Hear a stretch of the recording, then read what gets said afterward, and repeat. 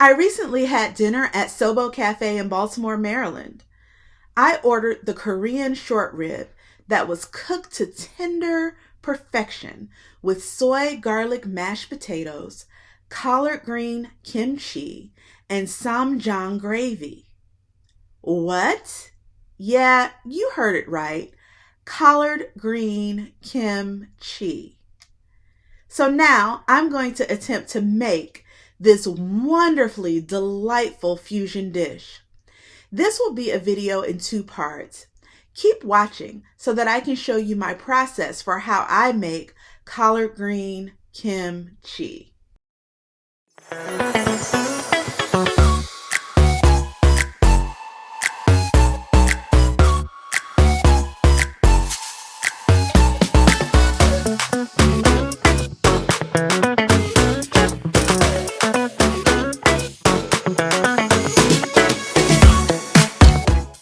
I was raised in Oakland, California, but my mother is from Macon, Georgia.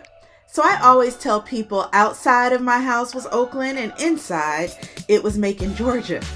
So soul food and homemade Southern cooking is a big part of my personal self-expression. This is how I learned to cook and what comes most naturally to me, quite honestly. I am a foodie and a traveler, so I have eaten many types of food and styles of cuisine. I am very familiar with collard greens as an ingredient, and I've used it so many ways. Most traditionally, of course, it is boiled and cooked with fragrant vegetables, seasonings, and finished with either lemon juice or apple cider vinegar. But I have also stuffed their leaves with fragrant ground beef or used them in my collard green and artichoke dip, which is always a hit at gatherings. But this was my first time having collard greens as kimchi. First of all, I like anything pickled. And I have always been a long-time fan of kimchi, but I have never attempted to make it on my own. The kimchi that I was served at Soho was served cool, and it was a beautiful complement to the hot, tender short rib. I didn't even need a knife to cut this. As I was eating it, I thought collard green kimchi could be a compliment to almost any meal. So, in this video, I want to talk about how I'm doing my research for kimchi making and how I'm going to use collard green as the star ingredient.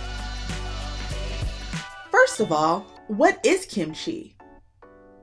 Kimchi is a traditional Korean side dish made from fermented cabbage, radish, or cucumber.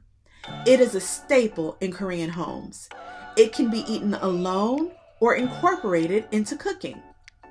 Kimchi has quite a complex flavor, and not every kimchi has the same taste. First, it is slightly salty because it has been pickled in salt, brine. Second, it is slightly spicy because there are red pepper flakes or chili flakes in the kimchi. Third, it has umami.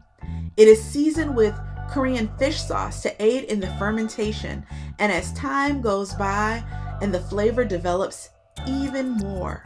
Fourth, ripened kimchi is sour and it has a pungent smell.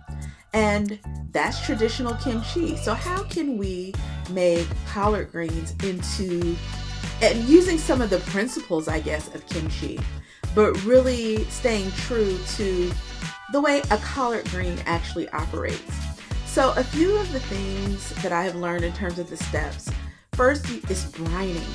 Brining and salting, and then adding the paste, and then really letting it pickle or ferment. The next thing is timing. Traditionally, making kimchi is a whole day process. Each part of the process is dependent on time. So this is going to be a little tricky because most videos talk about cabbage and collard greens have a different texture. So I'm going to try to overcome some of those things and figure out my own recipe. The third thing is portioning. Really portioning the seasoning well from the beginning is the most important process, I have learned. So again, this is going to be interesting because I'm going to start not with pounds and pounds of collard greens, but probably about one bunch, one good healthy bunch, just because I'm trying this out and I just want to see how it goes. You can store kimchi in the refrigerator for up to 4 months. The process that I'm learning about through reading in videos really kind of reminds me of canning. I can remember my grandmother and my aunts, canning peaches and canning apples and canning green beans, canning peas, all sorts of things so that you could have stored food for the winter. And those are the best when they are finally opened and cooked. So I'm going to try this with this collard green kimchi. So let's see what I can do. Right now, I'm going to put up a graphic that shows the difference between the Korean paste. The Korean paste is the most important part I have learned of the kimchi flavor. This is what gets the kimchi, okay? So I'm going to put up a graphic now that shows the difference between the traditional Korean paste recipe and then my Southern style kimchi paste recipe. So in the Korean recipe, you have 2 tablespoons of glutinous rice flour, 1.5 cups of water, 1.5 cups of Korean chili flakes, 19 ounces of daikon radish julienne, 1 tablespoon of sea salt, 3.5 tablespoons of Korean fish sauce, 2 tablespoons of salted fermented shrimp, 3.2 ounces of Korean chives, 4.9 ounces of carrots julienne, half tablespoon minced garlic, 2 tablespoons of raw sugar, and 2.6 ounces of onion that has been blended. Okay, so here's what I'm going to do in mine. I'm still going to stick with the 2 tablespoons of rice flour, the 1.5 cups of water, the 1 tablespoon, I'm just going to use red pepper flakes. And I'm going to do 1 tablespoon of that. That's going to give enough spiciness, I think, for the whole jar of kimchi.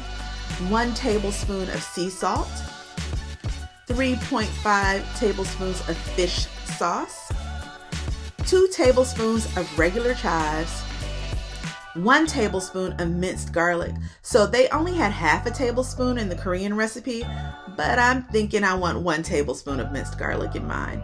And then they only had 2 tablespoons of raw sugar, and I'm going to put 2.5 tablespoons of just regular sugar.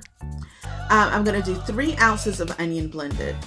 And then I'm going to add apple cider vinegar because I don't understand having a pickled item without vinegar. Even though I know the fish sauce does the fermenting, I just feel like I'm going to put a little vinegar in mine. And then I'm going to, of course, still have the daikon radish julienne and the carrot julienne because I did enjoy that in the collard green kimchi that I had at Soho. And so here's what I'm going to do with the greens. So I'm going to wash and cut the greens in our traditional way. You know how we like to clean the sink and then use the sink and clean the greens off with sometimes just clean running water, but sometimes I'll use a little lemon juice as well. And then we're going to dissolve the some coarse salt into some boiling water. And then I'm going to boil the greens for maybe 5 to 10 minutes. With the cabbage kimchi that I have seen, they have maybe dipped it in and then taken it out. But I feel like greens have a rougher texture and I just want to boil them just a tiny bit, maybe 5 to 7 minutes before I continue the process. And I know they're going to break down anyway in this process, but I think I want to try that. And then after that, I'm going to drain the greens and I'm going to salt them with coarse salt. And then I'm going to press them down tightly and let that pickle, or brine rather, for 6 hours. I have made traditional pickles before, so if you want to see a video about that, comment down below and we can talk about how I make traditional pickles. And so after about 6 hours, we'll rinse them off, we'll let them drain, and then after they fully drain, we will start coating the greens with the seasoning.